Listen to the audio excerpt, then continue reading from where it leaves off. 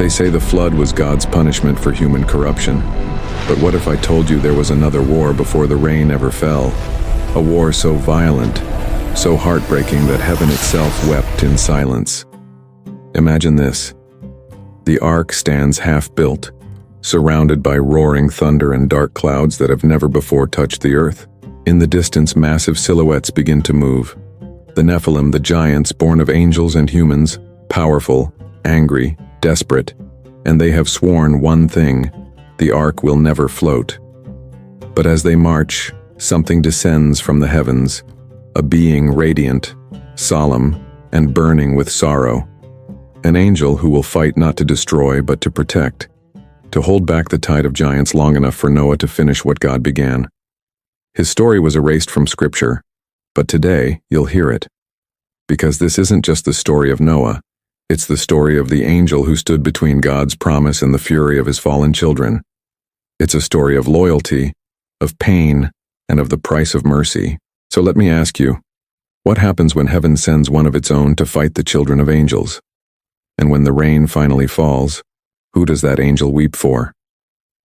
Before we dive deep into this untold battle, make sure you like, subscribe, and click the bell icon so you don't miss any of our upcoming stories here on Bible Mysteries.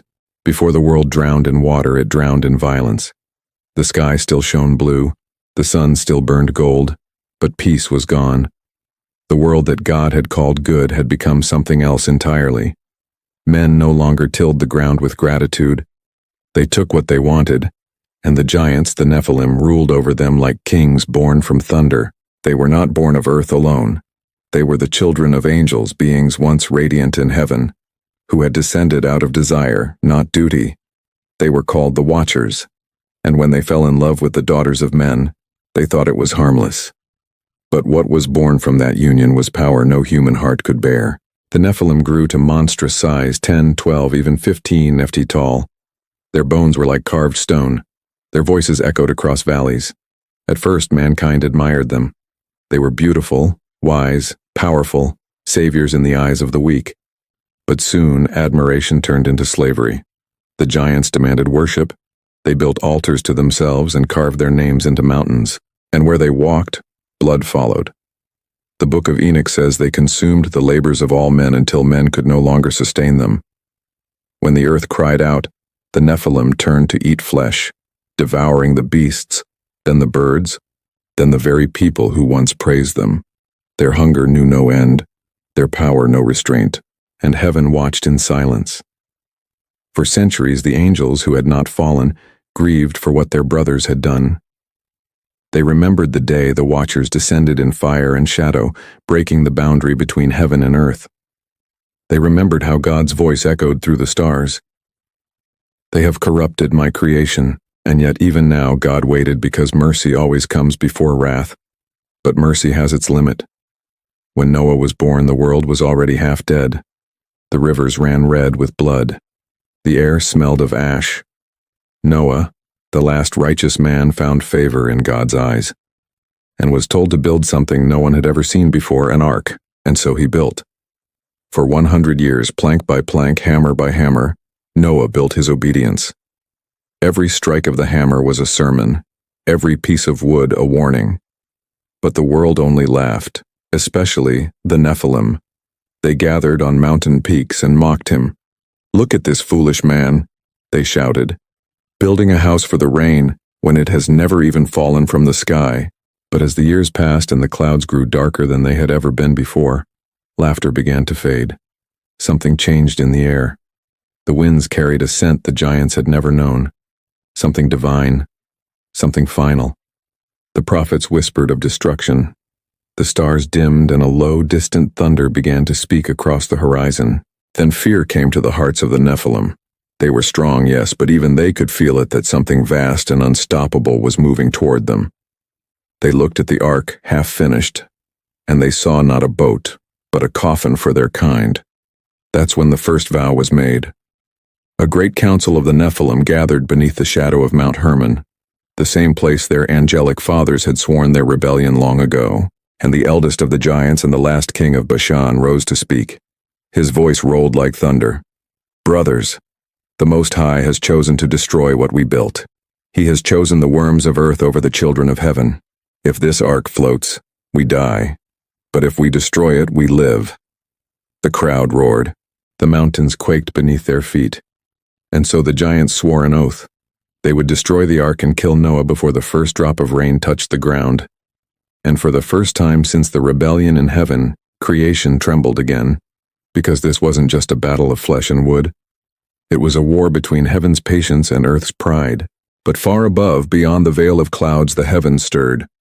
One angel stood before the throne, silent, solemn, radiant as fire. He was old, older than the flood, older than the mountains, older than the watchers who had fallen. He had once known them. He had watched them descend and wept as they chained themselves to earth for the love of mortal women. When God looked upon him, there was pain in both their eyes, because this angel's mission would not bring him glory, only sorrow. God spoke, "Go, protect my servant.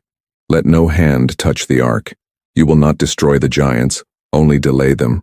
Mercy must come before judgment." The angel bowed his head. No army would follow him, no chariot, no host of light. He was to go alone.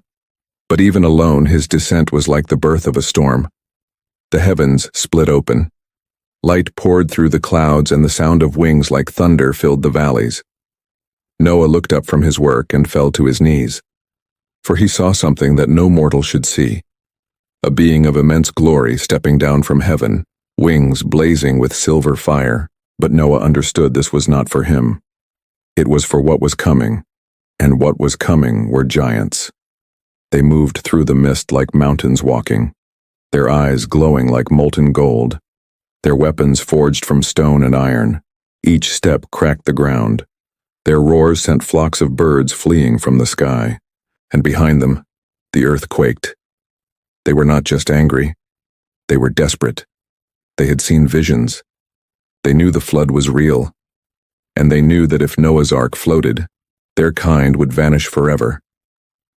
Then suddenly, silence. The giants stopped. The skies cleared for just a moment, and in that silence a single figure stood before them, radiant, still, unflinching, the angel. His wings stretched wide enough to shadow the valley. His eyes glowed not with wrath but with sadness. He looked upon the Nephilim, the children of his fallen brothers, and whispered almost to himself, "How far you've fallen." Oh stepped forward, towering above even the trees. His voice thundered, You are one of them, heaven's slave, the kind who left us to die when the watchers fell. Why protect the worms? Why fight your own blood?" The angel's gaze was steady, and with a voice calm as thunder before the storm, he said, "Because mercy still lives and heaven has not forgotten love." A murmur went through the giants, but Og only growled, "Then you will die with them." He tore a tree from the ground and swung it like a weapon. The earth split where it struck. The angel's wings flared, light exploding from his form. He caught the tree mid-swing, his feet digging into the earth like stone, and the storm began. Lightning crashed, the giants roared, and the first blow of the battle before the rain had been struck. The earth trembled under the weight of corruption. The days of man had turned into an age of ruin. When the sons of God had mingled with the daughters of men, and their children became giants, beings of immense strength and unspeakable violence, they devoured the earth, silenced the cries of the innocent, and ruled by terror. And as Noah built the ark, obeying the command of God, those giants, the Nephilim, grew restless. They could sense that judgment was near. The skies were changing. The wind no longer felt alive. Even the earth seemed to hold its breath. But what most never knew was that heaven sent an angel to guard the ark before the first drop of rain ever touched the ground, a warrior neither wrathful nor cruel, but burdened with a mission that would tear through the very heart of creation. He was not sent to destroy mankind's enemies.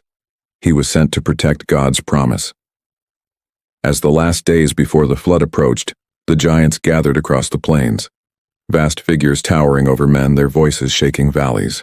Their hearts were filled with rage, not merely because they feared death, but because they understood something divine was being preserved without them.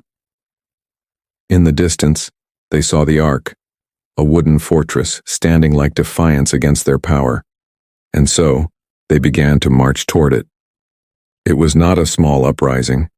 It was a storm of living mountains moving as one. The skies darkened with dust.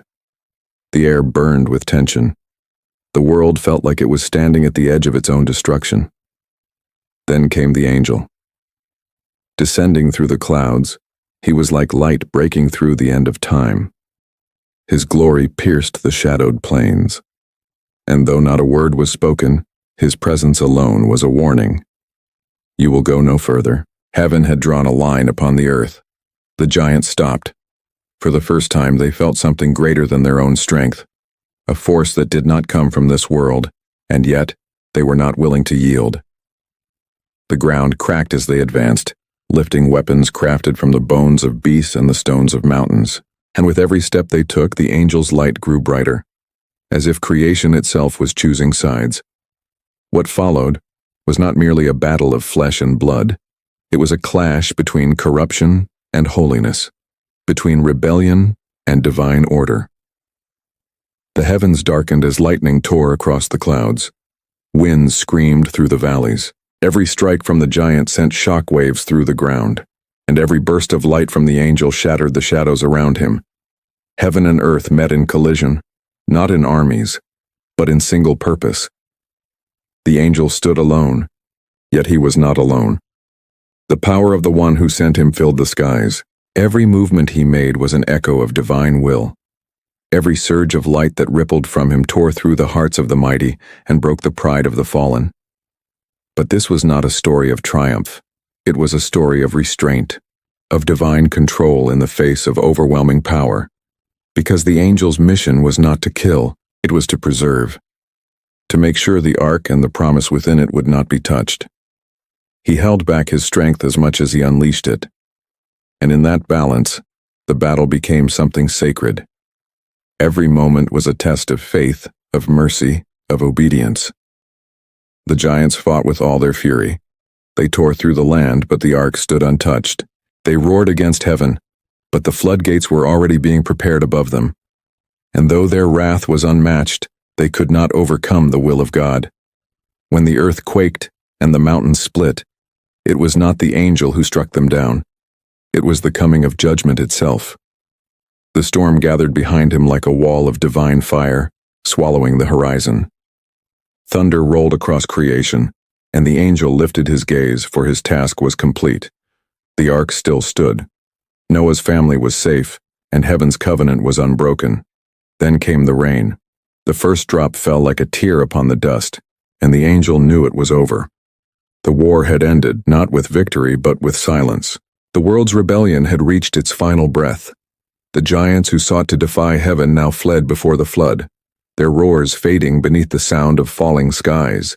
And the angel, the last light above the dying earth, spread his wings and rose into the storm. He watched the waters consume what man and angel alike had corrupted. He watched the ark rise, lifted not by the waves but by grace. That day, heaven didn't just fight for mankind. It wept for the price of saving them. Because even in victory there are battles that leave the soul trembling. And sometimes the hardest part of obedience is watching what must be lost in order for the promise to survive. The flood had come and the voice of judgment filled the world through the sound of rushing water. The angel remained above the rising storm, wings stretched wide across the gray expanse. Below him, the ark moved like a miracle through chaos. It did not drift. It was carried. It did not shake. It was held. And as the waters rose, the angel knew that his purpose had been fulfilled. The promise was safe. But heaven's victories are often heavy with sorrow. He watched as entire valleys disappeared beneath the flood. Mountains that once touched the clouds were swallowed by waves. The cries of creatures, the whispers of men, the echoes of laughter that once filled the earth, all silenced under the roar of the deep. The angel saw what creation looked like when mercy withdrew its hand. It wasn't vengeance that filled the sky. It was mourning. The flood was not an act of hatred.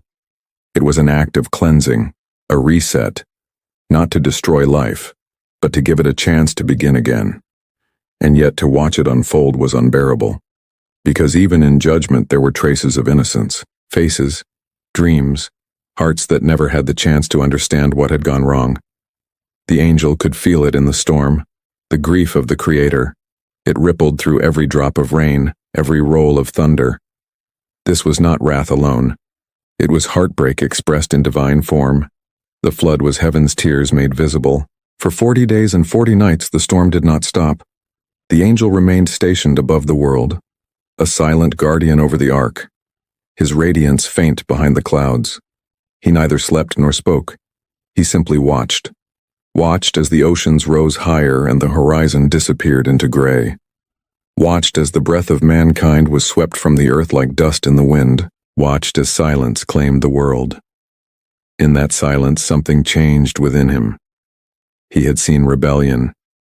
He had seen destruction. But this was the cost of mercy. He understood now what obedience truly meant. It was not about victory or power. It was about bearing the weight of what must be done even when your heart wishes it didn't have to happen. And so he watched the ark, a small wooden vessel carrying everything heaven had chosen to preserve. The hope of the future, the proof that even in judgment, God's purpose never ends in despair. Because though he allowed the flood, he also preserved a door. When the waters finally reached their peak, the angel could no longer see the land. There was only sea and sky, endless, eternal, and still trembling with power. And in that vast emptiness, he felt something profound. Peace. Because where there is emptiness, there is space for new beginnings. Heaven was rebuilding the foundation of creation, not with hands but with hope. Every drop that fell carried the promise of restoration. Every wave that crashed whispered the name of mercy. And slowly, as the days passed, the fury of the storm began to calm. The waters that once devoured began to settle. The thunder softened, the clouds thinned, and light, pure and quiet, began to pierce through the gray. The angel turned his gaze toward the ark once more. It floated in peace now, drifting toward the mountains that would soon rise above the surface again. And above it, the rainbow, the covenant of remembrance, began to form. It was not a symbol for man alone. It was a reminder to heaven as well that even divine justice must be balanced with compassion. The angel knew his time on earth was coming to an end. His mission had been fulfilled. The ark was safe. Life had been preserved. And yet, as he ascended through the fading storm, his heart carried the echo of what he had witnessed. The cries of the lost, the silence that followed, the price of obedience. He rose higher and higher, through clouds still damp with rain, through light that shimmered like glass, and as he entered the threshold of heaven, he looked back one final time. The world was quiet now, reborn through pain. And somewhere below, within the ark, the breath of mankind continued. The angel realized that this is what salvation truly looks like. Not without sorrow, not without cost, but shaped by both mercy and justice intertwined. And so heaven closed its gates behind him. The flood receded and the earth began again. A new covenant had been written, not in ink or stone, but in the very waters that had washed away the old world. A covenant that said, God can end all things, but he always chooses to begin again. When the waters finally rested and the last echo of thunder faded across the horizon, heaven called its warrior home. The angel, weary, radiant and silent, rose through the veil of mist that still hung over the earth. His wings, once bright with the fire of judgment, now carried the weight of what he had witnessed. Beneath him lay a world reborn, yet scarred, and above him the gates of heaven glowed like the dawn waiting for their messenger to return. But this was not the same being who had descended. He had left heaven as a soldier, swift, obedient, unshaken. He returned as something else entirely, burdened, thoughtful, changed. Because when an angel looks upon the cost of divine judgment, even holiness trembles. He entered the courts of light and all was silent. There were no cheers of victory, no songs of triumph, only stillness. The kind of stillness that carries understanding because even the host of heaven knew the flood was not something to celebrate. It was something to remember. Every angel who stood in that hall had felt it. The grief that rippled through the heavens as the world below drowned, The air itself carried a heaviness that words could never capture. And then there was the silence of God. No thunder, no voice, no radiant decree, just quiet, deep, eternal, sacred. Because even the Almighty pauses after judgment. Even He looks upon what was lost and feels the ache of love that discipline demands. The angel stood before the throne, not to speak, but to be. He had no words to offer. What could one say after watching creation fall beneath the weight of its own corruption? He simply lowered his wings, not out of fear, but out of reverence for the mystery he could not comprehend. Heaven itself seemed to weep. Streams of light felt like rain across the glassy expanse, reflecting the sorrow and beauty of divine justice. For a moment, all of eternity felt human, fragile, emotional, alive with the weight of mercy. And then something stirred. From the stillness, a light descended, soft, steady, unburning. It did not speak, but it understood. It surrounded the angel, and in that light was the truth. The mission had never been about wrath. It had been about preservation, to protect the seed of hope, to guard the ark, to give mankind another chance no matter the cost. The angel bowed not out of exhaustion, but gratitude, because he realized now what so many never do, that the love of God is not fragile or sentimental. It is fierce, it is consuming, and sometimes it wears the face of a storm. But even as peace settled across the heavens, there lingered something else, something unseen, something restless. From the waters of the flood, not all had risen to heaven.